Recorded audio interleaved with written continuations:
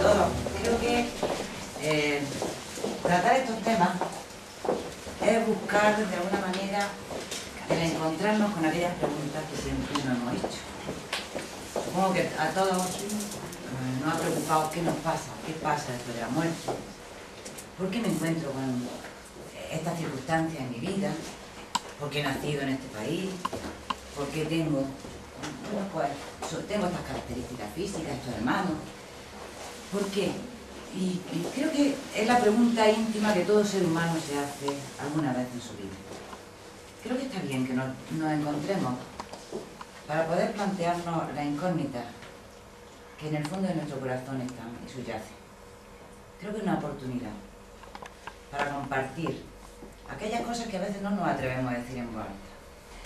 Sé que este tema es atractivo, pero como filósofo yo creo que toda persona que se ha hecho esta pregunta sobre el sentido de su vida, pues ha visto qué abanico nos presenta nuestra cultura, nuestra educación, nuestra forma religiosa. Cuando nos planteamos esto, ¿qué respuestas podemos encontrar?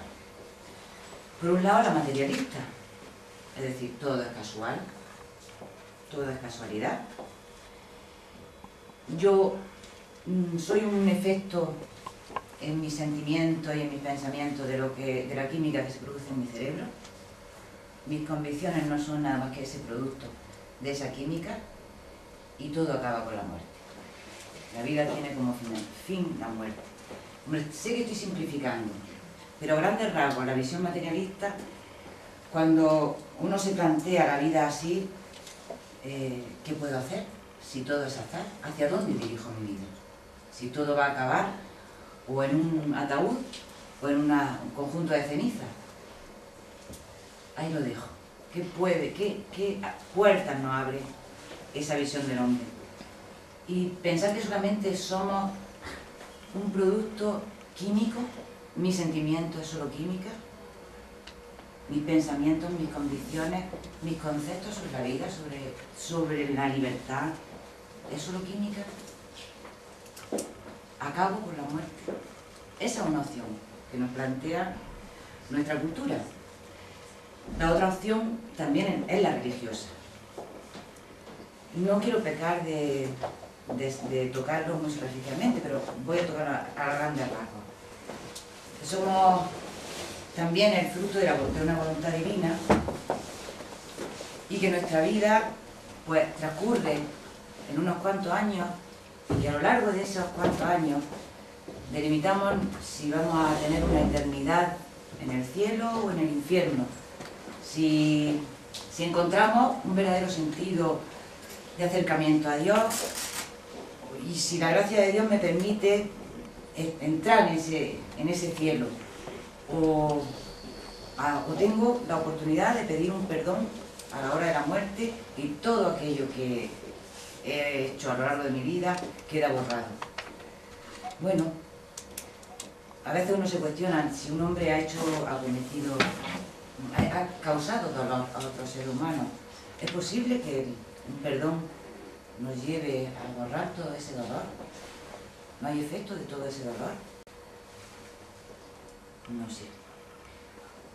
¿Y tendríamos un infierno eterno, un cielo eterno?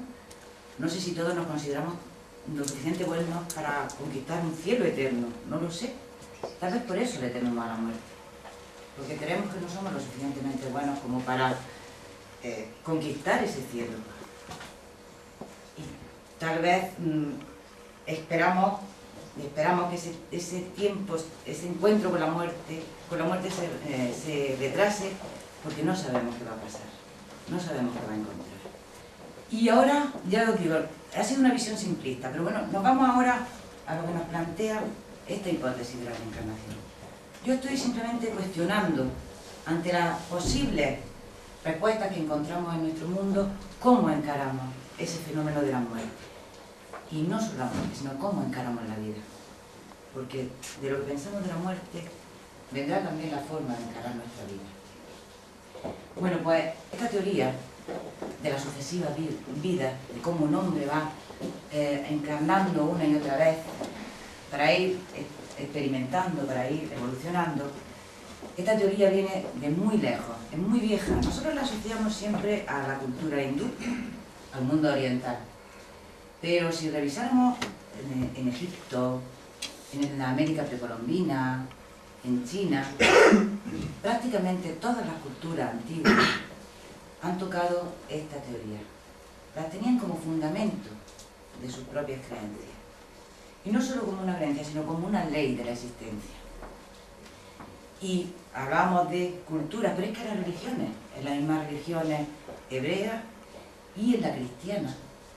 Lo que pasa es que a nosotros no nos ha llegado esa información, puesto que en el segundo concilio de Constantinopla se abolió la creencia sobre la reencarnación y se persiguió la creencia sobre la reencarnación.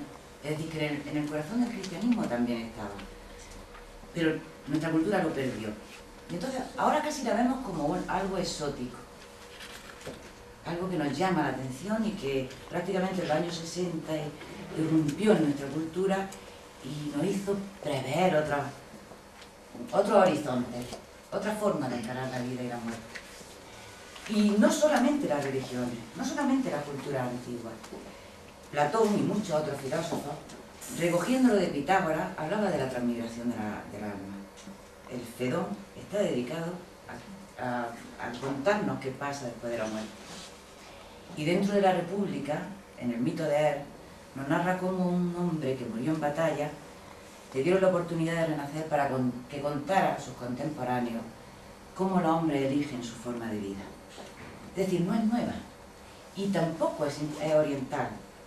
En realidad ha pertenecido y ha estado en el sustrato de todas las culturas antiguas. Pero para entender bien la teoría de la reencarnación, porque decimos renacer, un alma que renace una y otra vez, habría que buscar unos parámetros en los que encuadrarla, porque no es algo que esté ajeno a otros principios de la propia filosofía oriental y de la filosofía antigua. Lo voy a explicar. Cuando hablamos de la reencarnación, tenemos que recuperar tres conceptos. Bueno, uno de los conceptos fundamentales en los que se enmarca esta ley es la ley de evolución. Para toda la filosofía clásica y para la cultura antigua, el universo está constantemente en evolución. Hay una ley que hace que todo avance, que todo vaya hacia algún lugar. Nada está fuera de esa evolución, ni siquiera los minerales, todo en la naturaleza está evolucionando. Para nosotros no es nuevo una teoría de la evolución, porque la ciencia la contempla. Pero es curioso, para ellos la evolución no es formal. Si nosotros entendemos la evolución como una selección de especies donde lo que evoluciona pues son las formas físicas, por supervivencia. Los más fuertes son los que evolucionan y permanecen. Eso es lo que entendemos dentro de la ciencia. Sin embargo, la ley de evolución que ellos promulgan habla de que es el elemento interno que subyace en todo lo que existe en la naturaleza lo que empuja hacia una evolución de las formas. Las formas responden a la evolución de la conciencia, no al contrario. No evoluciona la conciencia porque la forma evoluciona. Me explico, es como si nosotros pensamos, es un ejemplo muy sencillito, pero igual que nosotros a lo largo de la vida vamos adaptando nuestra ropa a nuestro crecimiento, exactamente igual el hombre interno va adaptando sus vehículos a su crecimiento interno. La ropa no nos hace, nosotros hacemos la ropa. Esos ropajes los tomamos como medio para expresar lo que somos y para que se adapten a nuestra forma de vida. Exactamente igual podremos, aunque son ejemplos simples, a ver si puedo explicarlo de esta manera. Para ellos, la evolución de la forma depende de aquello que habita la forma. Los vehículos son lo que van a servir de soporte a un desarrollo del ser que habita dentro. Por lo tanto, tendríamos que pensar, si ellos hablan de evolución, vamos hacia alguna parte. No es solo evolución de forma, por lo que estamos viendo.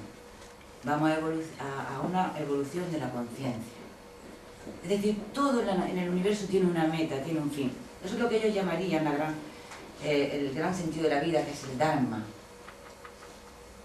Y que luego se aplicaría ese Dharma a cada ser humano, ¿de acuerdo? Luego tendríamos nuestro propio Dharma particular. Es decir, nuestra propia vida respondería a nuestro Dharma particular. Eso lo veremos luego. Pero para entender el que un ser vuelva y vuelva y vuelva, tiene que haber un sentido para volver. Si no, ¿para qué? Es decir, el renacer una y otra vez tiene que responder a algo. Por eso lo enmarcamos dentro de la ley de la evolución. Luego hablamos de la ley de los ciclos. Ellos observaron que en la naturaleza todo es ciclo. Nosotros lo podemos observar. Nosotros, si observamos la naturaleza, vemos que después del día viene la noche y vuelve el día de nuevo. Se suceden las estaciones y después de la primavera que estamos ahora vendrá el verano, vendrá el otoño, vendrá el invierno y otra vez la primavera.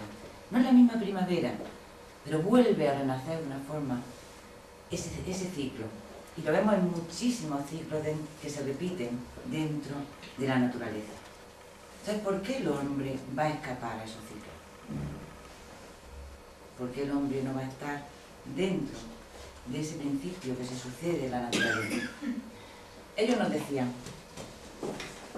vamos a contemplar la vida como una unidad. La vida es una. Y esa unidad de la vida tiene expresiones en un plano y en otro, pero sigue siendo. Es decir, para ellos la muerte no es más que la cara de la vida, la otra cara de la vida física. Había una vida pequeñita, que es esta que estamos viviendo nosotros, con nuestras necesidades, con nuestros miedos, con nuestras preocupaciones, con nuestras alegrías, y otra vida donde seguimos siendo, pero sin la atadura del soporte físico. Pero seguimos existiendo. Era otra forma más de existencia. Por eso, porque el hombre estaba dentro de esos ciclos de la vida. Otra de las ideas que vamos a contemplar. Otra de las ideas, ¿cómo conciben al hombre? Si estamos diciendo que ellos hablan de ciclos de vida manifestada y ciclos de vida de un plano un poco más sutil, más espiritual, pues obviamente hablarán del hombre con una doble naturaleza. Una, que es lo que hemos llamado aquí personalidad, que es mortal, y que tendría una parte física, esta que vemos, que tocamos, esta que tiene células, esta que pasa enfermedades. Tendría otra parte que sería energética, que sería lo que distingue la vida de un cuerpo vivo de un cuerpo muerto. Que sería ese segundo plano. Otra parte que sería lo que ellos llamaban astral, que son los sentimientos, el mundo de las emociones. Y otra parte que sería una mente que va a centrarse en las necesidades del cuerpo. Ellos llamaban Kamamana, mente de deseos. Mente de deseos, esta de aquí. Es la que está centrada en las propias necesidades. Esa parte sería el ropaje que utiliza el hombre. Porque el hombre, a través de ese contacto con las formas físicas, con las formas emocionales, con las formas mentales, es como va tomando, va reconociéndose. Va reconociendo lo que es valedero de lo que no es valedero. Va reconociendo lo que permanece de lo que no permanece. Es ese contacto. ¿Cómo aprendemos? A través de la vida. A través del dolor, como decía el Buda, a través de la experiencia. Las experiencias son las que nos sirven para ir reconociendo lo que está detrás, para ir detrás de las vestiduras.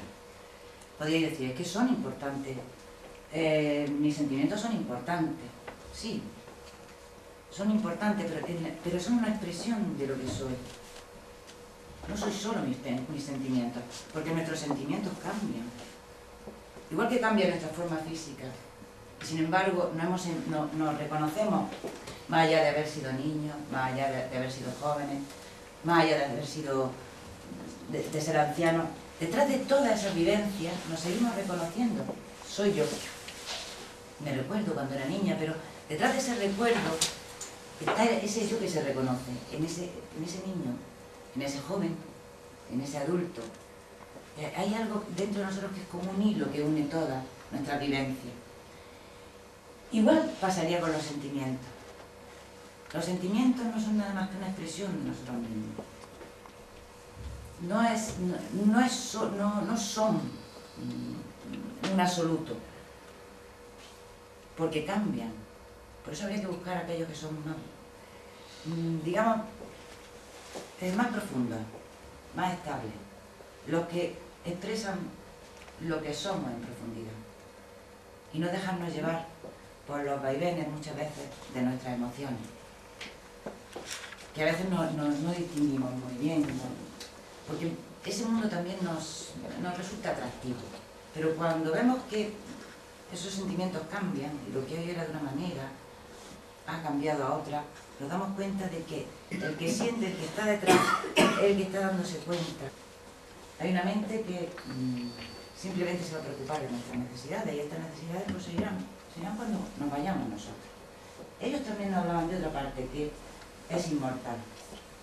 Esta estaría formada por una mente que es mucho más profunda, que se pregunta por las grandes ideas, por los grandes ideales, que es capaz de entender el sentido de la fraternidad, de la unidad del universo, de la unidad de la vida. Una mente que no está sujeta a mis necesidades pequeñas, a mi egoísmo pequeño, a mi egocentrismo, que es capaz de abrirse y contemplar una realidad mucho más profunda, porque no solo ve lo que yo necesito, sino que es capaz de ver lo que es natural para todo ser humano y preocuparse por eso que es natural para todo el conjunto de los seres humanos. Luego está lo que ellos llaman intuición. Esto es más complejo, pero vamos a llamarle discernimiento, una verdadera inteligencia. Para ellos era lo que conectaba con la esencia de las cosas. Aquello que es capaz, que somos capaces de contemplar en un momento dado y decir, estoy entendiendo algo y no es racional. A veces nos pasa viendo una puesta de sol, a veces nos pasa oyendo una música, a veces nos pasa viendo una película. Cada uno tiene su vivencia, pero no hay veces que uno, en esos momentos, tiene la experiencia de contemplar algo que está por encima, profundo, que pertenece a la esencia de aquello que está en la vida. No sé si no ha pasado o nos ha pasado alguna vez. Creo que todos hemos tenido esa experiencia. De sentir incluso esa infinitud, ante la infinitud del universo, sentir esa infinitud de nuestra propia naturaleza, esa eternidad, ese sentido de eternidad, esa grandeza de lo que somos. Son formas de expresarlo, pero sí que todos hemos tenido en un momento dado esas vivencias que nos conectan con algo que es eterno. Eso es Buddha, por expresarlo de alguna manera, porque tampoco estamos descubriéndolo, estamos arañándolo de alguna manera, estamos tratando de conectar con esos elementos profundos. Sería como captar la esencia de cada cosa, ponernos en contacto con el corazón profundo de cada cosa, donde no hay raciocinio, sino lo veo, lo capto. Y luego tendríamos lo que ellos llaman Atma. Eso es la expresión de nuestro ser profundo. Eso ellos le llaman voluntad, pero en el fondo es ser, nuestro ser. Lo que yo soy se va a expresar en todo. Y en la medida en que me conozca más profundamente, ese ser va a dejar su sello en mi existencia. Entonces, ¿qué sería para ellos, en realidad, el hombre? En realidad el hombre es que va buscando la forma de manifestarse y de expresarse a través de las distintas experiencias que va cubriendo a lo largo de las distintas vidas. Es como iniciar un gran viaje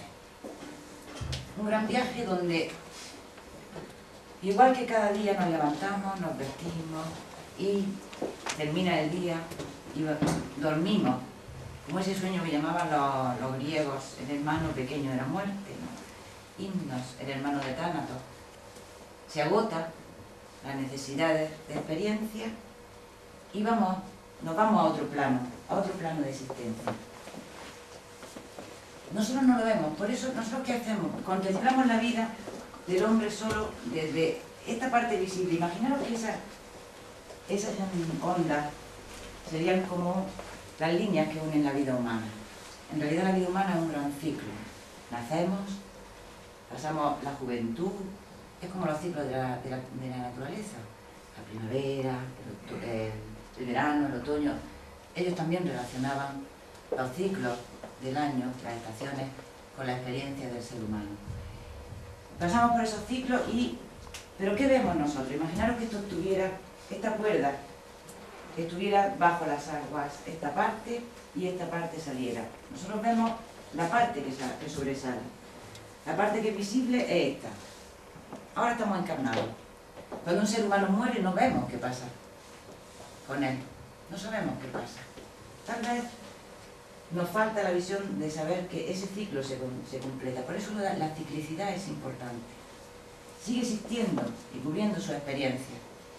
De hecho, sabéis que hay investigaciones que han hablado de qué nos pasa después de la muerte. Ha habido médicos que se han inquietado y han buscado respuestas ante enfermos que han vuelto después de la experiencia de la muerte y han contado una serie de experiencias que le han sucedido en ese plano. Entonces, esta sería la otra parte que no vemos, pero ¿quién dice que no está? ¿Quién dice que aquello que somos no sigue existiendo, no sigue cubriendo experiencias?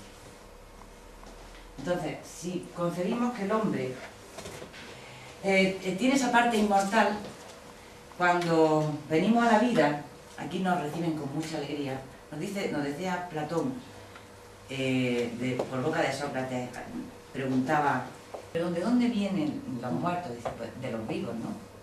Los muertos vienen de aquellos que están vivos. Y decía, ¿y de dónde vienen los vivos? Pues por lógica, de aquellos que están muertos. Eso lo narra muy bien en el Fedón.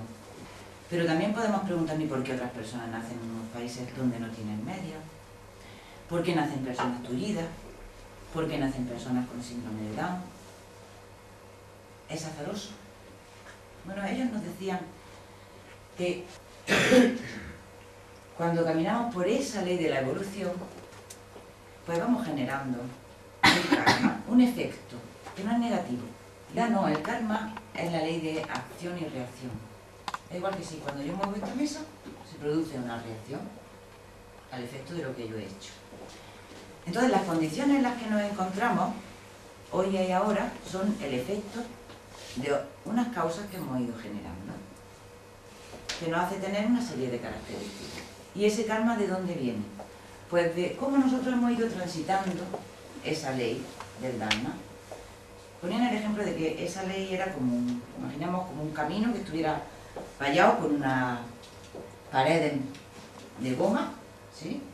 Y que cuando nosotros intentamos salirnos, nos expele, nos vuelve de nuevo al sentido de la existencia. Es decir, de la ley de evolución no podemos escapar.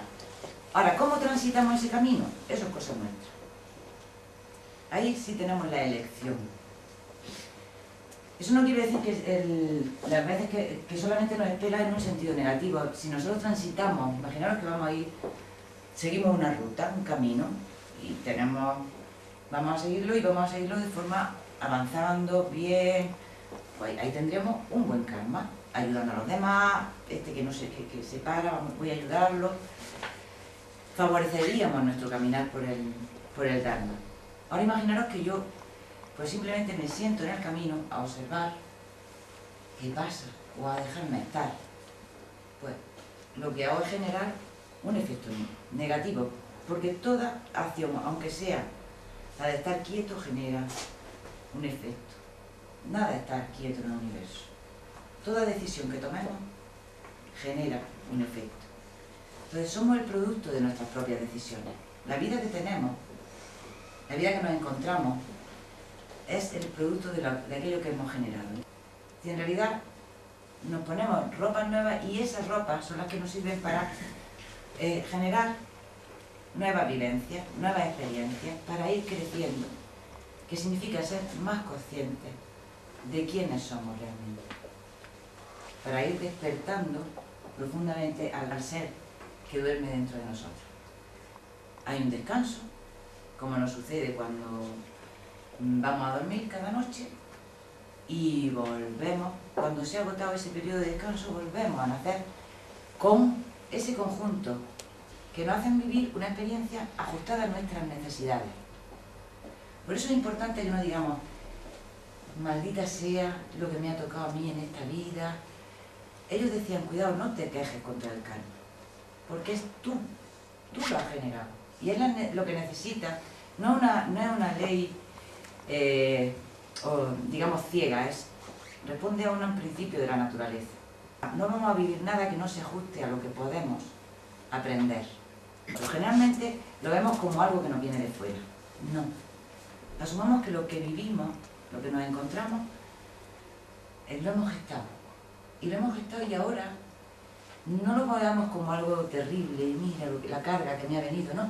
Es la posibilidad de que a través de lo que tengo, de las características de mi vida, las posibilidades que tengo de crecer, de tomar nuevas decisiones, de generar nuevas causas y nuevos efectos.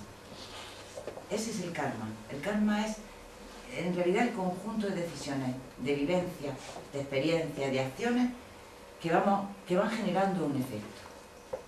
Y no pensemos que esto es, ya estamos totalmente dentro de eso que llaman la predestinación, ya todo está predestinado, ya no puedo moverme. No, lo curioso y lo luminoso de esto es que cada uno, en cada efecto que va a generar, cada vez que tomamos una decisión, cuando el karma viene y nos crea una circunstancia, tenemos la posibilidad de tomar una decisión que genere una causa u otra. No todo está predestinado. Estamos constantemente elaborando nuestro destino. En realidad, la mayor libertad que genera esta ley es que nos demos cuenta que nadie nos impone realmente nuestra vida. Nosotros podemos ser los artífices de nuestra vida, estamos siendo los artífices de nuestra vida. Nos da una profunda responsabilidad también hacia lo que hacemos. ¿Por qué? Porque todo lo que hagamos, bueno y malo, tiene sus consecuencias. El gran mensaje, somos muy libres a la hora de poder actuar. No nos limita nada esta ley, todo lo contrario. Otra gran enseñanza de esta ley es que nada se pierde. Lo importante es que a través de estas vivencias lo que vamos es descubriendo quiénes somos en realidad. Entonces, el descubrir quiénes somos realmente es no dejar que nuestra vida esté atada a cosas que son perecederas. Yo sé que todos tenemos el problema de que tenemos que trabajar para vivir, que tenemos que, bueno, pues, tener una casa, tener. Pero el gran secreto de toda esta ley es que no significa que renunciamos a nada, sino que no atemos nuestra vida a elementos que van a perderse y que no van a quedar en nada dentro de nosotros. Y tal vez eso es lo que nos lleve a aprender cada una de las veces que venimos. ¿Qué es? ¿Quiénes somos? ¿Qué es lo que somos realmente? Es decir, que no despreciemos ningún elemento de nuestra vida ni nos quejemos de los elementos de nuestra vida. Sintámonos construyendo nuestra vida. Hay una cosa que quería leer, que nos habla de que en los misterios de la antigüedad se hablaba de la posibilidad de recordar y recordarse. Platón hablaba de la reminiscencia del alma. Los pitagóricos hablaban de un sello del corazón, una suerte de jeroglífico inscrito en el corazón de esmeralda que recordaba el nombre oculto del alma peregrina, comprometida de vida en vida con un gran proyecto espiritual y con otras almas peregrinas. En el fondo, todos en ese peregrinaje nos vamos uniendo, buscando qué es justo, qué es bueno, qué es noble, en ese misterio de descubrir dónde está el secreto profundo que esconde esa belleza en cada uno de nosotros, esa justicia tal vez sea, o ese tal vez sea el gran peregrinaje.